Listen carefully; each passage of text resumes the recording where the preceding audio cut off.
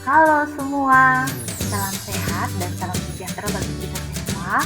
Kali ini saya akan membahas tentang materi infeksi nipah. Apa itu infeksi nipah? Infeksi nipah ialah mencakup semua peradangan yang disebabkan oleh masuknya kuman-kuman ke dalam alat genital pada waktu persalinan dan pada masa nipah. Etiologi atau penyebab infeksi nipah disebabkan oleh masuknya kuman ke dalam organ kandungan maupun kuman dari luar yang sering menyebabkan infeksi. Berdasarkan masuknya kuman ke dalam organ kandungan terbagi menjadi 1. Ektogen, yaitu kuman datang dari luar. 2. Autogen, kuman datang dari tempat lain. Yang ketiga, endogen, kuman datang dari jalan lahir sendiri. Jenis-jenis infeksi nipah diantaranya ialah 1. Endometritis. Endometritis adalah peradangan pada lapisan dinding ragi yang umumnya disebabkan oleh infeksi bakteri. Tanda dan gejalanya berupa demam, biasanya mulai 48 jam postpartum dan bersifat naik turun, nyeri perut bagian bawah, serta lokea purulen dan berbau. Yang kedua, peritonitis. Yang dimaksud dengan peritonitis ialah peradangan pada peritoneum, yaitu selaput seperti citra yang melapisi dinding perut bagian dalam. Tanda dan gejala berupa perut tegang, nyeri saat palpasi, demam, disertai mual dan muntah. Yang ketiga, bendungan ASI.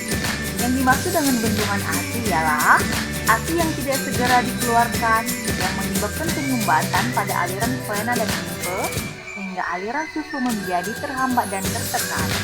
Tanda dan gejala berupa payudara nyeri dan tegang, payudara mengeras dan membesar, biasanya pada 2 payudara, serta pusing mendatar. Yang keempat, infeksi payudara atau mastitis. Mastitis ialah peradangan pada jaringan payudara. Kondisi ini kerap dialami oleh ibu menyusui sehingga mengganggu proses pemberian ASI kepada bayi. Tanda dan gejala berupa nyeri bengkak dan tegang, inflamasi peradangan dan kemerahan, dan biasanya disertai dengan demam. Yang kelima, tromboflebitis. Tromboflebitis adalah peradangan pada pembuluh darah balis atau vena yang memicu terbentuknya gumpalan darah pada satu vena ataupun lebih. Tanda dan gejala berupa demam, otot kaku dan tegang, nyeri pada betis, dan nyeri tekan pada tungkai. Yang keenam, luka perineum atau ruptur perineum, yaitu robekan yang terjadi di daerah perineum sewaktu persalinan. Tanda dan gejala yaitu timbulnya terasa panas dan perih pada tempat yang terinfeksi, perih saat buang air kecil disertai dengan demam. Apa saja pencegahan infeksi nipah? Pencegahan infeksi nipah ada 2 fase. Yang pertama, masa kehamilan dengan mengurangi atau mencegah faktor-faktor predisposisi seperti anemia, malnutrisi dan kelemahan, serta mengobati penyakit-penyakit yang diderita oleh ibu. Pemeriksaan dalam jangan dilakukan kalau tidak ada indikasi yang perlu ya. Yang kedua, fase persalinan. Hindari pemeriksaan dalam berulang-ulang, lakukan bila ada indikasi dengan sterilitas yang baik, apalagi bila ketuban telah pecah.